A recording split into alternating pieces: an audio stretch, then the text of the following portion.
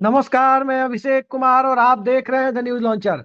The news launcher की इस Bihar special चर्चा में आपका बहुत बहुत स्वागत है। बिहार की राजनीति में बहुत कुछ चल रहा है।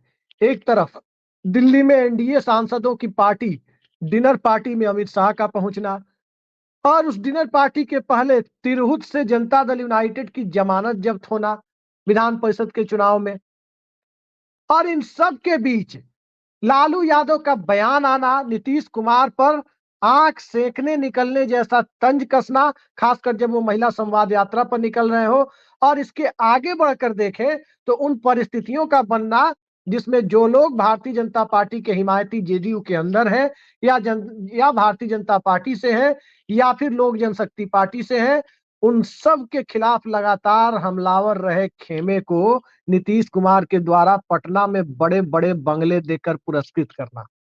दिल्ली में संजय झा, जो भारतीय जनता पार्टी के साथ संबंधों के हिमायती माने जाते हैं, उन्हें केंद्र सरकार पहली बार का सांसद होने के बावजूद बड़ा बंगला दे रही है।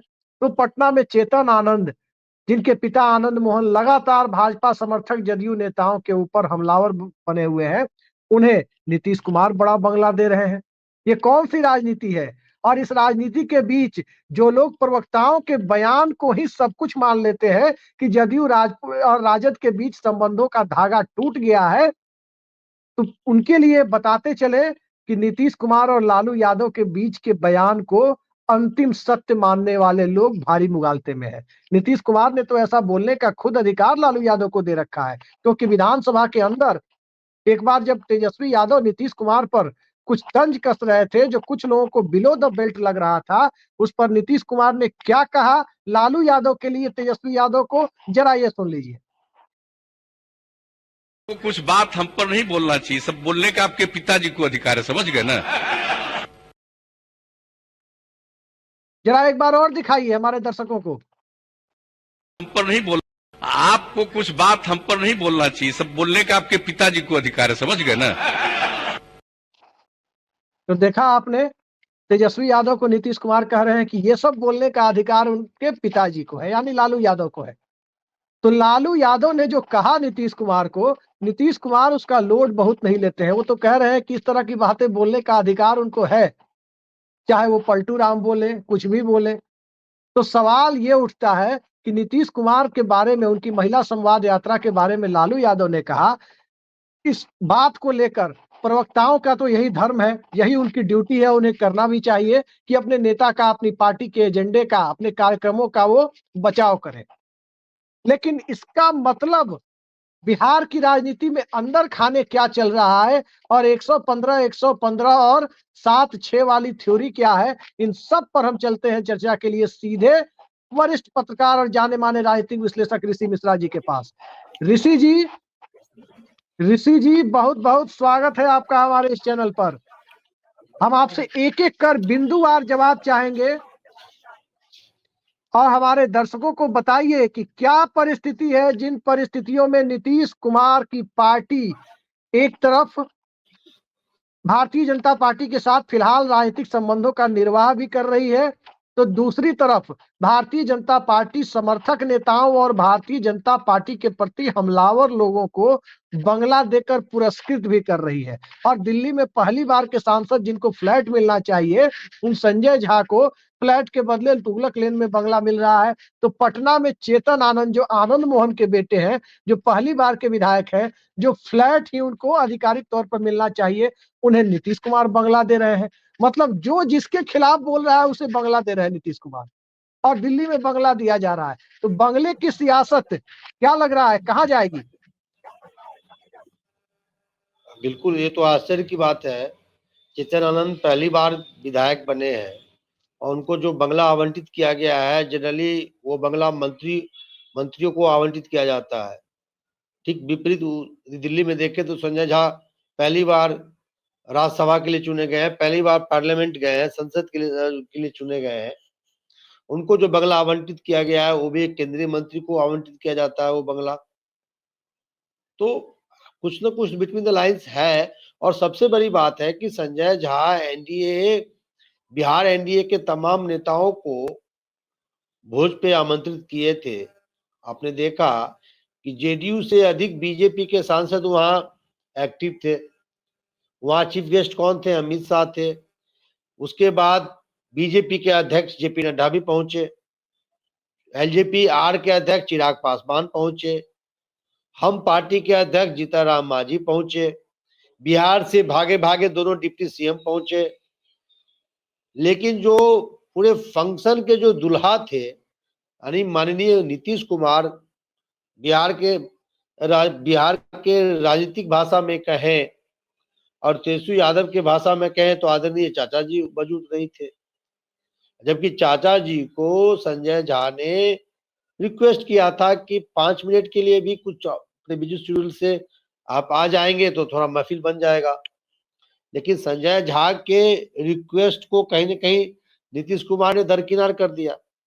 और आपने देखा होगा कि कुछ दिनों पहले उनके सुरक्षा में तैनात एक अधिकारी के बेटे या बेटी की जो शादी थी या तिलक फलदान था, उसमें नीतीश कुमार और उनके बेटे गए थे हरियाणा। तो संजय झा के प्रोग्राम में भी जा सकते थे। संजय झा छोटे मोटे नेता तो है नहीं, उनके पार्टी के राष्ट्रीय कार्यकारिणी अध्यक्ष है। दूसरी तरफ बिहार बीजेपी कोटा से दोनों डिप्टी सीएम मौजूद थे, लेकिन नीतीश कैबिनेट के यदि महत्वपूर्ण सदस्यों के तरफ देखें, ना विजय चौधरी गए थे, ना संजय झा गए थे। हाँ, श्रवण कुमार जरूर मौजूद थे। हालांकि श्रवण कुमार का प्री शेड्यूल प्रोग्राम था, उनका कृषि मंत्री से पहले से अपॉइंटमेंट था। वो कृषि मंत्री से मिलने दिल्ली गए थे और दिल्ली में मौजूद होने के कारण उस फंक्शन में शिरकत किए। लेकिन सबसे बड़ा सवाल है कि पार्टी के राष्ट्रीय कार्यकारी अध्यक्ष, ऐसे कहा जाता है कि वो बिहार में आगामी विधानसभा चुनाव को लेकर चर्चा करने गए थे, उस संबंधित ही कोई प्रोग्राम था। हालांकि नए घर में गए तो गृह प्रवेश का भी लोग कह रहे हैं कि गृह प्रवेश था। तो संजय झा का गृह प्रवेश हो और नीतीश कुमार मौजूद नहीं हो, तो बिटवीन द लाइंस कुछ न कुछ तो डेवलपमेंट जो हो रहे हैं पत्रकार तो देख ही रहे हैं, चर्चा तो करेंगे ही। अब इसके पर्दे के पीछे का खेल कुछ और हो अलग बात है। लेकिन संजय झा के यहाँ कार्यक्रम होना और नीतीश कुमार के कैबिनेट के महत्वपूर्ण सदस्यों की अनुपस्थिति पटना से लेकर दिल्ली के राजनीतिक गलियारों में, राजनीतिक बाजार में चर्चा गर्म है कि क्यों संजय झा के यहाँ नीतीश कुमार और उनके मंत्री मौजूद नहीं थे। और एक बात मैं और बता दूं आपको, जेडीयू में आफ्टर नीतीश कौन, इसको लेकर गुटबाजी चरम पे है। एक तरफ संजय झा, दूसरी तरफ ललन सिंह, तीसरी तरफ अशोक चौधरी, और एक जो न्यूट्रल खेमा है जो नीतीश कुमार के हाँ में हाँ मिलाने वाले हमारे विजय चौधरी। देखिएगा नीतीश कुमार जैसे कुछ बोलेंगे वो तुरंत पीछे खड़े रहते हैं और जोरदार हंसते हैं, चाहे हंसी आए या ना आए, लेकिन जोरदार ढंग से हंसते हैं। हम एक एक कर सवालों पर चलते हैं, एक ही सवाल में सारे सवालों के जवाब मैं खत्म कर रहा हूं। तो गुटबाजी है, जेडीयू में गुटबाजी चरम पे है। आफ्टर नीतीश कुमार कौन, इस बात को लेकर भी रस्साकसी है। और नीतीश कुमार इतने चालाक चतुर नेता हैं, वो आराम से मुख्यमंत्री आवास में बैठ के इन तमाम लोगों को देख रहे हैं कि मैं अभी बिहार की राजनीति में प्रासंगिकता मेरी बनी हुई है हमारे, और ये हमारे जाने के बाद कौन होगा उसकी सेटिंग चल रही है। तो ये तमाम चीजें जेडीयू में चल रही है। नीतीश कुमार कोई छोटे मोटे खिलाड़ी है नहीं राजनीति में, सीधा उन्हें कोई सोचेगा कि जी कुछ सीधा जवाब हमें दीजिए, संक्षेप में जवाब दीजिए कि राजद विरोधी माने जाने वाले संजय झा को इंटाइटलमेंट से ज्यादा बड़ा बंगला दिल्ली में भारत सरकार दे रही है, नरेंद्र मोदी की सरकार, और भाजपा विरोधी माने जाने वाले आनंद मोहन के बेटे को इंटाइटलमेंट से बहुत ही ज्यादा बड़ा बंगला बिहार सरकार दे रही है। इस राजनीति में तो बहुत कुछ छुपा हुआ है। अब देखिए नीतीश कुमार की जो राजनीति है उसको समझना बड़ा मुश्किल काम है। एक तरफ मनीष वर्मा की यात्रा को संजय झा रुकवा देते हैं, तब हम लोग ये रीड करने बैठ जाते हैं कि क्या संजय झा पार्टी में नंबर 2 हो गए हैं। और इस प्रकार का कोई यात्रा पे ब्रेक लगाया जाता है तो क्या बिना नीतीश कुमार के सहमति से लगाया गया है? संजय झा अपने कैपेसिटी में ये निर्णय लिए हैं। नंबर 2 आपने महत्वपूर्ण सवाल किया। जिन नेताओं का अमित शाह, जेपी नड्डा और बीजेपी के तमाम शीर्ष लीडरशिप से अच्छी बन रही है इन दिनों, उनको बड़ा बंगला दिया जा रहा है। दूसरी तरफ जेडीयू में एक खेमा है जो आनंद मोहन है। आनंद मोहन को जो जानते हैं वो बीजेपी को कभी पसंद करने वाले लोग नहीं है। आनंद मोहन के बेटे को जो पहली बार विधायक है, और आनंद मोहन रोज खुद एक तरह से देखिए तो जेडीयू को भी खुद कटघरे में खड़ा कर रहे हैं। कल भी उन्होंने एक यूट्यूब चैनल को उन्होंने इंटरव्यू देते हुए कहा कि नीतीश कुमार के जो 3 एजेंडा है कहीं ना कहीं नीतीश कुमार को रसातल की तरफ ले जाएंगे। शिक्षक, सर्वे और ये स्मार्ट मीटर। फिर भी नीतीश कुमार आनंद मोहन के बेटे यानी लवली आनंद के बेटे चेतन आनंद जो पहली बार विधायक बने, उनको मंत्री को जो बंगले आवंटित किए जाते हैं वो बंगले पहली बार चुने गए विधायक को मतलब उन्होंने आवंटित कर दिया है। और तिरहुत में जो रिजल्ट आए हैं उसमें कहीं ना कहीं इन लोगों का भी रोल है। तो नीतीश कुमार को समझना बड़ा मुश्किल काम है। एक तरफ नीतीश कुमार, आपने ही वीडियो भी चलाया, बहुत अच्छा किया आपने चला दिया कि ये लालू यादव को अधिकार है, यदि मेरे लिए कुछ ऐसा कुछ कहते हैं तो ये लालू यादव का अधिकार है, चाहे वो आंख सेकने वाली बयान हो या पलटू राम वाली बयान हो या तमाम चीजें। और अभी तक लालू यादव के दिए गए परसों या तरसों जो बयान लालू यादव ने दिया उस पर नीतीश कुमार का कोई रिएक्शन नहीं आया। पार्टी प्रवक्ता तो आपस में लड़ते रहते हैं। अब तमाम इतने यूट्यूबर हो गए हैं, इतने पत्रकार हो गए हैं, गाय बगाए हर आधे घंटे में पहुंच जाते हैं बयान लेने। तो बेचारे प्रवक्ताओं का क्या काम है, कुछ कुछ बोल देते हैं ताकि उनकी भी प्रासंगिकता बनी रहे, उनकी भी दुकान चलती रहे। तो आपने बिल्कुल सही कहा, इन प्रवक्ताओं के रस्साकसी और नूरा कुश्ती को लेकर यदि कोई पत्रकार कोई इक्वेशन गढ़ लेता है, कोई समीकरण गढ़ लेता है, कोई डेवलपमेंट बताने बैठ जाते हैं, ये मुझे लगता है कि उनकी ये नासमझ ही है। और जिस दिन मैं आपका सवाल जिस तरफ है मैं वो बता दूं, और जिस दिन यदि नीतीश कुमार के मन में ऐसा कुछ होगा कि भाई अब हमको उधर जाना है या उधर से इधर बुलवा लेना है, तो ये सब बयान राजनीति में कोई मायने नहीं रखते। मैं बार बार भी आपको कहता हूं कि नीतीश कुमार कहते हैं कि मैं अब यहाँ हूँ, यहाँ के सिवा कहीं नहीं जाऊंगा, तो बात सही है। 5 से 24 तक तो वही है, मुख्यमंत्री वही है। हाँ, सहयोगी दल बदल देते हैं, स्टेपनी बदल देते हैं गाड़ी में, कभी एमआरएफ का तो कभी जेके टायर का। अब चलिए वो स्टेपनी बदल देते हैं, हम स्टेपनी पर चर्चा बाद में करेंगे। लेकिन ऋषि जी सीधा सीधा बताइए, जनता दल यूनाइटेड के लोगों से अगर व्यक्तिगत रूप से हम लोग सवाल पूछते हैं कि आपके लिए, कैमरे पे वो नहीं बताते, ध्यान रखिएगा, व्यक्तिगत रूप से जब हम लोग पूछते हैं कि ये बताइए आपके लिए राजद के साथ चुनाव में जाना ज्यादा फायदेमंद है या भाजपा के साथ, तो वो बिना लाग लपेट के कहते हैं कि राजद के साथ जाना ज्यादा फायदेमंद है क्योंकि वहां स्ट्राइक रेट काफी ज्यादा होता है। भाजपा के साथ स्ट्राइक रेट ज्यादा होने की संभावना नहीं है और दूध का जला छाछ भी फूंक फूंक कर पीता है वाली स्थिति बनी हुई है। और छाछ पीने की स्थिति में, दूध का जला छाछ पीने की स्थिति में तिरहुत सामने देखे लिए क्या हुआ। एक बेलागंज जितना था तो नीतीश कुमार ने अपनी पूरी फौज उतार रखी थी, पूरी फौज वहां उतार रखी थी।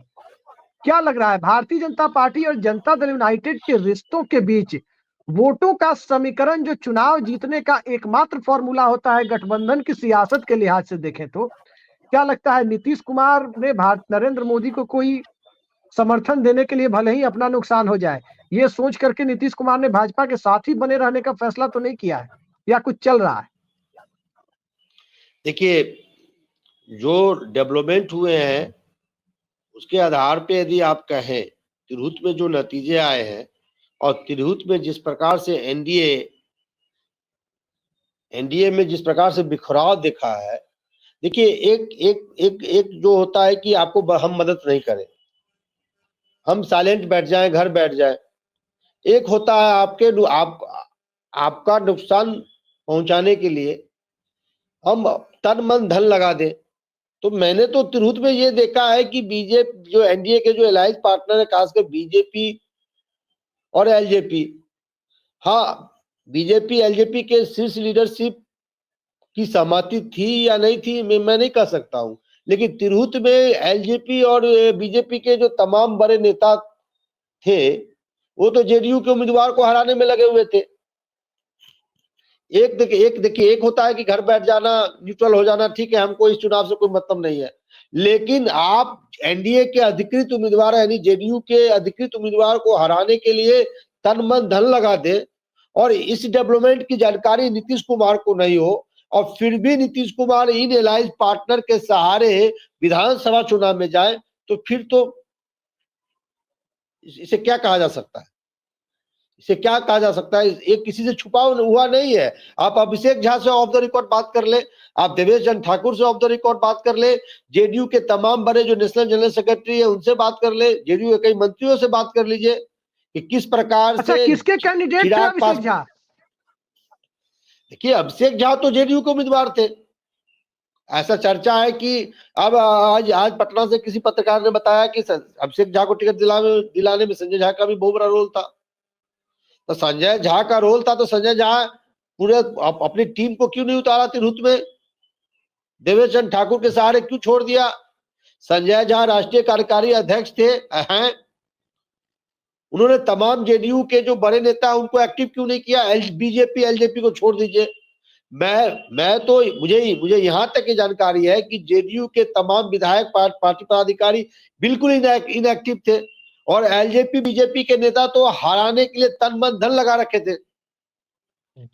और ऐसे स्थिति में अभिषेक जी आप इस कोalition, इस ताना बाना, इस कोऑर्डिनेशन के तहत आप विधानसभा चुनाव लड़ने जाएंगे तो ऐसी क्या गारंटी है कि आपके अधिकृत उम्मीदवार के विरुद्ध एलजेपी बीजेपी या कोई ऐसा फोर्स जो है ऑपरेशन चिराग 2020 वाला ऑपरेशन चिराग न ऑपरेट करे?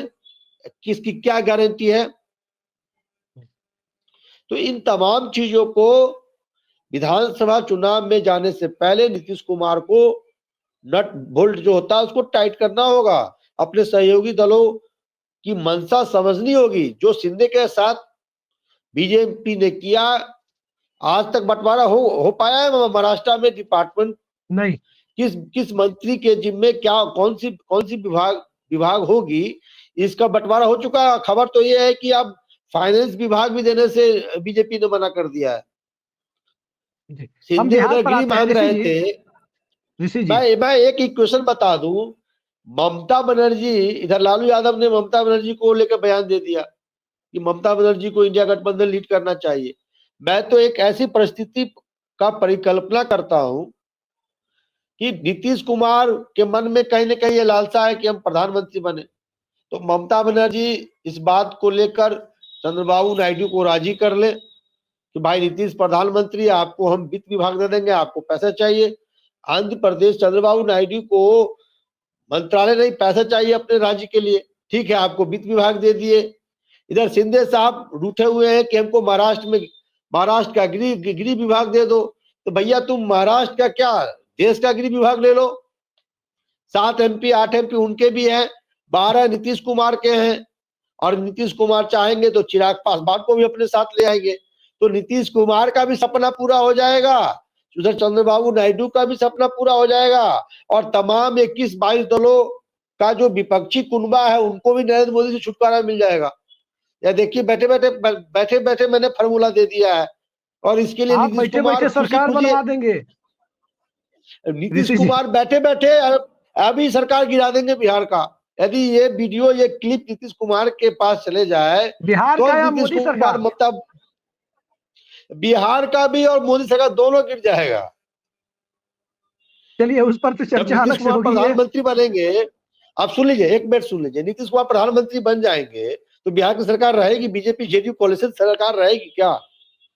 लालू यादव भी खुश हो जाएंगे, इधर लालू यादव भी खुश हो जाएंगे, उनके बेटा मुख्यमंत्री बन जाएंगे बिहार में। देखिए एक झटके में मैंने सबको खुश कर दिया। तेजस्वी यादव मुख्यमंत्री, नीतीश कुमार प्रधानमंत्री, हमारे एकनाथ शिंदे गृह मंत्री, और चंद्रबाबू नायडू को कोटे में वित्त विभाग दे दिया। तैयार तो आपने हो। जो फॉर्मूला दिया आपने जो फॉर्मूला दिया वो मोदी सरकार को स्थिर नहीं रहने देगा ऋषि जी। खैर, हम बिहार पर नहीं, लौटते हैं। ये देखिए देखिए मेन जो 21-22 पार्टियों का जो इंडिया गठबंधन है, उसका सबसे बड़ा इशू क्या है? Replace the Modi Modi government. How can you replace Modi government? अरे जिस दिन, मैं आपको दावे के साथ कहता हूं, मोदी की सरकार जिस दिन गिर जाएगी, बीजेपी में जो इंटरनल फाइट होगा वो शायद ही किसी पार्टी में हुआ होगा भारतीय राजनीति के इतिहास में। खैर ऋषि जी, बिल्कुल आपने सही कहा कि नरेंद्र मोदी से तो भाजपा के अंदर भी एक बड़ा खेमा छुटकारा पाना चाहता है। सत्ता छूटेगी तो निश्चित तौर पे उनसे, नरसिम्हा राव से जैसे कांग्रेस ने छुटकारा पाया, उनसे छुटकारा पा लेगी। लेकिन हम बिहार पर लौटते हैं। एक चर्चा ऋषि जी काफी है। चर्चा ये है कि राष्ट्रीय जनता दल अपने सहयोगी दल सीपीआई एमएल की बढ़ती हुई महत्वाकांक्षा और जनाधार बढ़ाने की जो अंदर खाने उसकी स्किल है, इस बात पर इनकार नहीं कर सकते कि कैडर बेस्ड पार्टियों को जनाधार बढ़ाना आता है, चाहे भाजपा हो या वाम दल हो। माले ने अपना आधार बढ़ाया है और राष्ट्रीय जनता दल की कीमत पर बढ़ाया है। वहीं नीतीश कुमार के लिए क्या है कि बीजेपी के वोट बैंक में सेंध लगाने के लिए एक प्रशांत किशोर की टीम है, कांग्रेस को भी खड़ा कर दिया जाए। क्या दोनों अपनी महत्वाकांक्षा की पूर्ति के लिए साथ आ सकते हैं? और एक लाइन इस सवाल में हम जोड़ दें, मैं पार्टी का नाम नहीं लूंगा, लेकिन राजद और जदयू, इन्हीं दोनों पार्टियों में से एक दल के एक बड़े महत्वपूर्ण सदस्य ने मुझसे मजाक मजाक में एक बात कही। जानते हैं क्या कहा? नीतीश कुमार को 7 नंबर लकी लगता है। 7 नंबर की उनकी गाड़ी भी होती है, 7 नंबर सर्कुलर रोड के बंगले में वो बार बार जाके शिफ्ट होते रहते हैं। 7 नंबर से उनको उनका प्रेम जग जाहिर है 7 नंबर से। तो उन्होंने कहा कि ज्यादा कुछ मत पूछिए, माले से लालू यादव छुटकारा पाना चाहते हैं। कांग्रेस पार्टी का इस्तेमाल 10-20 सीटों पर भाजपा का वोट काटने के लिए पूरे बिहार में अपर कास्ट कैंडिडेट देकर नीतीश कुमार करना चाहते हैं।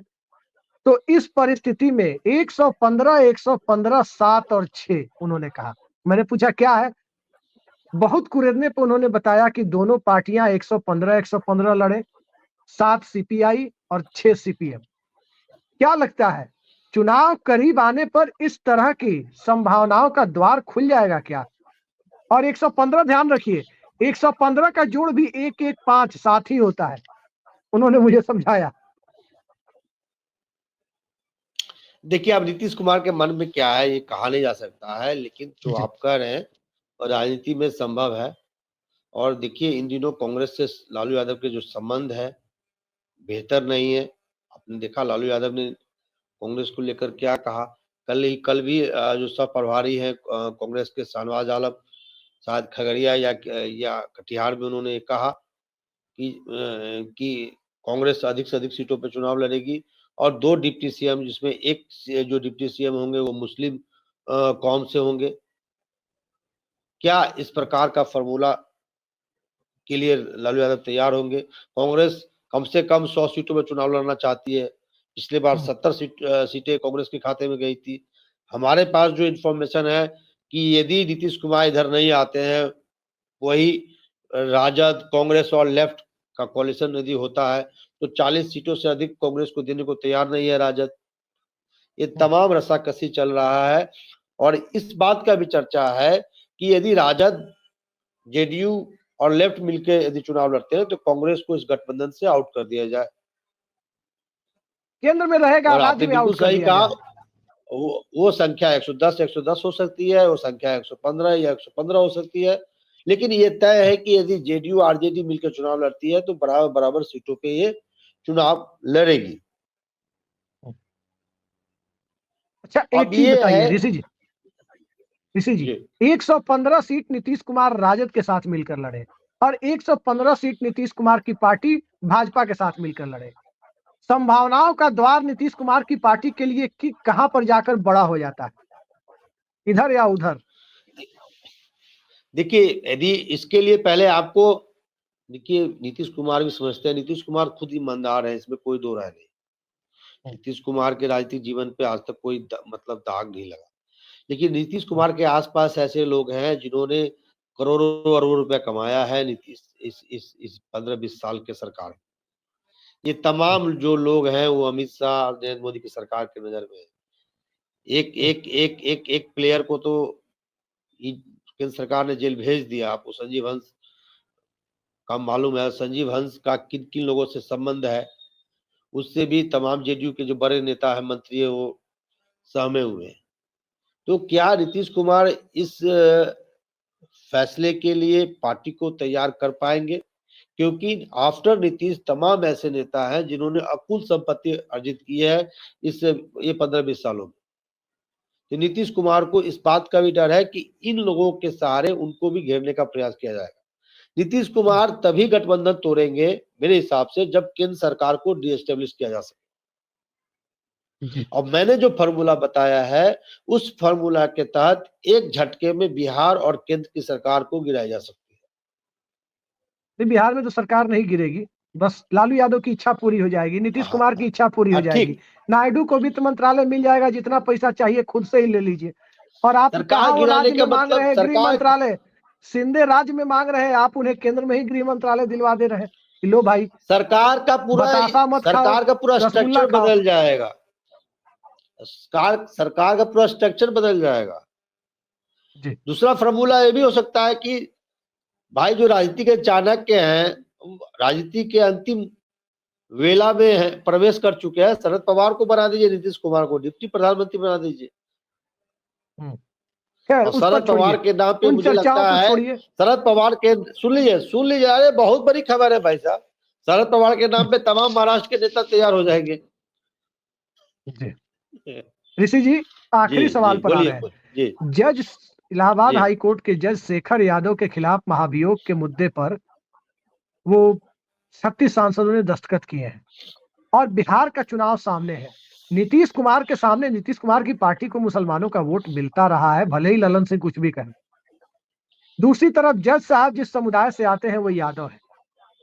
संसद में मुसलमान वोटों को खोने का रिस्क वो नहीं ले सकते हैं विधानसभा चुनाव में। तो संसद में इस महाभियोग पर सरकार के पक्ष में खड़े होना नीतीश कुमार के लिए चुनावी साल में बहुत रिस्की हो सकता है। क्या लग रहा है? उधर जज यादव होने की वजह से भले ही उनकी विचारधारा दूसरी दिख रही हो, जज साहब के यादव सरनेम होने की वजह से लालू यादव और अखिलेश यादव के लिए भी मुसीबतें बढ़ने वाली है, क्योंकि भाजपा तो कॉर्नर करेगी उन्हें कि देखो भाई, एक पिछड़े वर्ग का जज है, यादव है, ये लोग क्या कर रहे हैं। क्या लगता है लालू यादव और नीतीश कुमार को साथ आने के लिए अगर ये महाभियोग की प्रक्रिया आगे बढ़ती है तो क्या ये और ज्यादा मजबूत फेविकोल का जोड़ बनाने की तरफ चली जाएगी कि दोनों को लग रहा है कि भाई इससे छुटकारा मिल सकता है? क्या जो महाभियोग के लिए जो तमाम लोग ने हस्ताक्षर किया उसमें राजद के लोग हैं? मैं आपसे पूछता हूँ, है? मेरी जानकारी में तो नहीं है। आपके जानकारी नहीं है तो सवाल देखिए, सबसे बड़ी बात यह है कि पब्लिक डोमेन में ऐसे पद पे हासिल लोगों को इस प्रकार का बयान नहीं देना चाहिए। जब वो व्यक्ति हाँ, जबकि वो व्यक्ति जुडिशरी से जुड़ा हुआ हो, जुडिशरी में एक महत्वपूर्ण पद पे हासिल हो, वो भी आप पब्लिक डोमेन में और एक खास विचारधारा के संगठन के कार्यक्रम में आप बयान दे रहे हैं, उनको तो तुरंत पद मुक्त कर देना चाहिए। राजनीति देखिए, देश रहेगी तो राजनीति रहेगा जी। आप ऐसे व्यक्ति को उस पद पे आसीन रहने का कोई हक नहीं है। जहां तक राजनीति की बात है तो ये तो ठीक है, बात तो आज का जमाना सोशल मीडिया का है। राजद इस महाभियोग में शामिल होते हैं, हस्ताक्षर करते हैं, इस मुहिम में शामिल होते हैं, तो कहीं ना कहीं मैसेज तो जाएगा भाई कि यादव जज ऐसे ही पिछड़ी जाति से जजों की संख्या कम है और इस डेवलपमेंट में लालू यादव भी इन्वॉल्व है या उनकी पार्टी भी इन्वॉल्व है, अखिलेश यादव की पार्टी भी होगी। तो ये चीजें हैं। तो दूसरी तरफ मुसलमान वोटों का सवाल है, वो विरोध भी नहीं कर सकते महाभियोग का, ये भी बात है। बिल्कुल बिल्कुल। लेकिन अब यादव समाज भी पढ़े लिखे लोग हैं, यादव समाज भी पढ़े लिखे हैं। अब वो जमाना गया और एक जो पढ़ा लिखा आदमी इस प्रकार के बयान को कभी इंडोर्स नहीं करेगा। आप जज हैं, आपका काम न्याय करना है, बिना धर्म संप्रदाय जात पात से ऊपर उठ के आपको न्यूट्रल होके आपको जजमेंट देना है, और आप इस प्रकार की बातें करेंगे, इसको तो राजनीति से नहीं, जोड़ना मेरा भी नहीं सवाल चाहिए। ये है ऋषि जी, मेरा सवाल ये है, कार्यक्रम का समय हो रहा है, ये बताइए क्या ये महाभियोग की परिस्थितियां लालू यादव और नीतीश कुमार को एक दूसरे की और करीब ला देंगी, क्योंकि हालात तो उसी दिशा में दिख रहे हैं। अब देखिए अब क्या होगा, कहा नहीं जा सकता है राजनीति में, कब क्या हो जाए। उधर लालू यादव बेचैन है कि बेटा को, एक बात तो आपको मानना होगा, मैं प्रशांत किशोर की इस बात को इंडोर्स करता हूं, लालू यादव सफल नेता है, है या नहीं कह सकते, लेकिन सफल पिता है, एक कंसर्न पिता है, जैसा प्रशांत किशोर कहते हैं। मैं नहीं कह रहा हूं कि 9th फेल बेटे को सीएम बनाने के लिए बेचारे जिस प्रकार से परेशान है, और इस प्रकार का कोई केमिस्ट्री होता है तो लालू यादव के लिए तो फायदा ही होगा, उनके बेटे कम से कम तो डिप्टी सीएम बन जाएंगे। और एक ऐसी परिस्थिति आएगी, जैसा मैंने कहा, मैंने फॉर्मूला सुझाया, तो उनका बेटा मुख्यमंत्री भी बन सकता है। लालू यादव को तो नीतीश कुमार को प्रधानमंत्री बनाने के लिए अभियान छेड़ना चाहिए, ममता बनर्जी को बनाना चाहिए, चंद्रबाबू नायडू से बात करना चाहिए, पीएम नहीं सबका तो कम भला से हो कम डिप्टी जाएगा, पीएम तो बनवा ही और दे। एक बेचारा सीएम भी बन जाएगा। पीएम या डिप्टी पीएम कुछ तो लालू यादव जोर देकर बनवा ही सकते हैं, और ऐसा फॉर्मूला आप दे रहे हैं कि उधर अरे शिंदे साहब को देखिए, केंद्र में ही गृह मंत्री, अमित शाह की कुर्सी पर ही बैठवा देंगे आप शिंदे साहब को। मैं एक बात कहूं, यदि ऐसी राहुल गांधी के स्थान पे संजय गांधी होते, संजय गांधी जिस मिजाज के लिए जाने जाते थे, या इंदिरा गांधी जिस मिजाज के लिए जानी जाती थी, इस प्रकार का कोई नेता ऑपोजिशन में होता, अब तक मोदी सरकार को गिरा दिए होते, क्योंकि मोदी सरकार अपने बलबूते है नहीं। और इस प्रकार का कोई बड़ा ऑफर दिया जाता, ताकि खुद वो पार्टी खुद चल के आती, भैया समर्थन ले लो, बना दो हमें प्रधानमंत्री। और हिंदुस्तान में प्रधानमंत्री पद से बड़ा क्या होता है, देश में पीएम, राज्य में सीएम, और जिला में डीएम, उससे बड़ा पद क्या होता है। ऋषि जी बड़ा मौजूद सवाल किया, चलते चलते संक्षेप में इतना बता दीजिए कि अगर भाजपा के पास 272 सीटें होती तो क्या संजय झा को कहीं नर्मदा अपार्टमेंट में सांसद फ्लैट मिलता, या बड़ा बंगला मिलता 1.5 एकड़ का तुगलक लेन में? फ्लैट मिलता भाई, तमाम सांसदों को चले जाइए दिल्ली में, कौन सा है वो वेस्टर्न, क्या नर्मदा है, कौन सा स्वर्ण जो जयंती है, सब तो आसपास ही है, नहीं, महादेव रोड पर, वो या north Avenue, north south Avenue Avenue क्या है। होता है। हाँ हाँ, कैंटीन में हम भी खाना वाना खाए हुए कभी कभी, तो नॉर्थ एवेन्यू के कैंटीन में खाना खा रहे होते हैं। संजय झा जो है किस प्रकार के नेता, कहने की जरूरत नहीं है, संबंध बनाने में बहुत एक्सपर्ट है वो अमित शाह नरेंद्र मोदी से ऐसे संबंध बन गए होंगे उनके, कहीं मैं तो भगवान से मनाता हूं कि आरसीपी सिंह का आत्मा उनमें ना आ गया हो, अब भूपेंद्र यादव से दोस्ती ना हो गया हो, नहीं तो आरसीपी सिंह की तरफ नीतीश कुमार जो है ऐसा उनको उठा फेंकेंगे कि आरसीपी सिंह अभी विधानसभा का के लिए भी तरस रहे हैं, विधान परिषद विधानसभा सांसद तो बहुत दूर की बात है, विधानसभा विधान परिषद के लिए तरस रहे हैं। दावा ऐसे ठोक रहे हैं जैसे 243 सीटों में चुनाव लड़ेंगे, खुद अपने लड़के देख ले, आरसीपी सिंह पता चल जाएगा कि कितने पानी में है। जी संजय कौन झा, कितने पानी। एक बात कहे, संजय झा का ये सपना था कि दरभंगा से एक बार कम से कम सांसद हो जाए। अब कितने जनप्रिय हैं, कितने लोकप्रिय हैं, दरभंगा से लड़े थे चुनाव, कितना वोट आया था बताने की जरूरत मालिक नहीं है। जगन्नाथ मिश्रा तो कभी लोकसभा पहुंच नहीं पाए, कई चुनाव लड़ने के बावजूद जगन्नाथ उनका मिश्रा से पूरा तुलना नहीं मत हुआ। कीजिए, बहुत जगन्नाथ मिश्रा वही बहुत कह काम रहे किए हैं भाई हैं, बिहार इतने में। बड़े नेता थे और बड़ा बहुत काम भी उन्होंने किया, ठीक है एक दाग भी लग गया चारा घोटाले का, लेकिन जो काम उन्होंने किए, जितना बड़ा कद था, वो कभी उनका लोकसभा जाने का सपना तो पूरा हो नहीं पाया। अब यही संजय झा का देखिए, मैं लास्ट कमेंट कहता हूं, यही तो बिहार के बिहार के लोगों का उन नेताओं के प्रति एहसान फरोश है कि जिन नेताओं ने बिहार को सब कुछ दिया, बिहार के लिए, बिहार के एक क्षेत्र के लिए सब कुछ किया, और वो नेता उस क्षेत्र से सांसद नहीं बन पाया। तो दुर्भाग्य है ना, जगन्नाथ मिश्रा ने क्या नहीं किया मिथिलांचल के लिए, हमारे यहाँ मुजफ्फरपुर में महेश बाबू तिरहुत के लिए क्या नहीं किए, और कांटी से एक साधारण नेता से चुनाव हार गए। मुजफ्फरपुर के लिए रघुनाथ पांडे ने क्या नहीं किया, औराई में गए, अंतिम समय में औराई में गए, जमानत नहीं बचा पाए। तो ये लोगों की भी गलती है कि ऐसे नेता जो आपके लिए अपने पूरे जिंदगी लगा दिए और उसको आपने विधानसभा लोकसभा में हरा दिया। बहुत से ऐसे लोग हैं जो अरे बेचारा लोकसभा विधानसभा नाम, का मुंह नहीं देख आप पाए। चलिए कार्यक्रम खत्म करने के पहले एक चीज आपको याद दिला दें, नाम नहीं लूंगा, आप समझ जाएंगे। बिहार भाजपा के एक नेता हैं, 7वीं बार के सांसद हैं, कुछ नहीं किया अपने क्षेत्र के लिए, उन्होंने कोई योगदान उनका उस क्षेत्र के लिए नहीं है, लेकिन यहाँ तक कि केंद्रीय विश्वविद्यालय भी डॉक्टर मनमोहन सिंह ने दिया, इसलिए दिया कि नीतीश कुमार की इच्छा थी और चंपारण से गांधी जी का एक जुड़ाव था। तो वो नाम नेता ले लीजिए ना, राधा मोहन सिंह। अरे भैया, नाम लेने में क्या मतलब दिक्कत माटी है? का मूर्त पत्रकारों लोग को न मानते किसी हैं से दोस्ती न जी। किसी से बैर। अरे तो भैया, जनता उन्हें पत्रकारों बार को न बार किसी जिता से देती है, दोस्ती न किसी से बैर। अरे जनता राधा बार बार मोहन जिता सिंह देती है। है, हमारे तो सांसद को जनता देख लीजिए मुफ्त ना। में जिता देती है। हमारे सांसद को देख लीजिए, वो पंखा का उद्घाटन करने जाते हैं, है केंद्रीय मंत्री राजभूषण निषाद जी जो है। तो बहुत दुर्भाग्य है कि रोसड़ा का रहने वाला व्यक्ति मुजफ्फरपुर का सांसद है।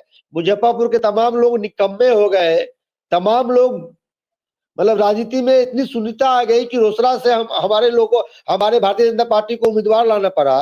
और वो बेचारे इतने कर्तव्यनिष्ठ हैं कि वो बेचारे पंखा तक के उद्घाटन को नहीं छोड़ते हैं, पंखा का उद्घाटन करने जाते हैं केंद्रीय राज्य मंत्री।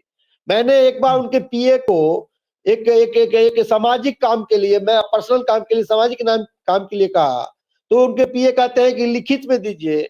मैंने कहा व्हाट्सएप पे आपको एप्लीकेशन भेज दिया है। तो नहीं, आपको रजिस्टर में एंट्री कराना होगा, मंत्री जी से व्यक्तिगत रूप से मिलना होगा।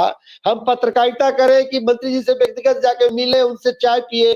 चाय और नाश्ता करने वाले पत्रकार तो हम है नहीं। तो बिल्कुल ये बिल्कुल, आपने दुर्भाग्य सही है कहा। कि मैं, ये बिहार का दुर्भाग्य है कि महेश बाबू जैसे नेता हार जाते हैं। जगन्नाथ मिश्रा मिथिलांचल के लिए उन्होंने इतना कुछ किया, वो आज तक सांसद नहीं बन पाए।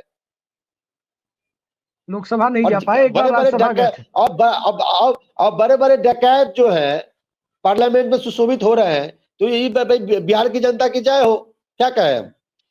चलिए, जनता की जय हो, होना भी चाहिए, जनता की जय हो, लेकिन नीतीश कुमार की राजनीति किस दिशा में जाएगी? जो लोग ये मान रहे हैं कि नीतीश कुमार ने कह दिया कहीं नहीं जाएंगे, दरअसल उन्हें लालू यादव के प्रति नीतीश कुमार का वो सौहार्द जो इस कार्यक्रम की शुरुआत में मैंने दिखाया, ये सब कहने का अधिकार आपके पिताजी को, यानी तेजस्वी यादव के पिताजी को है।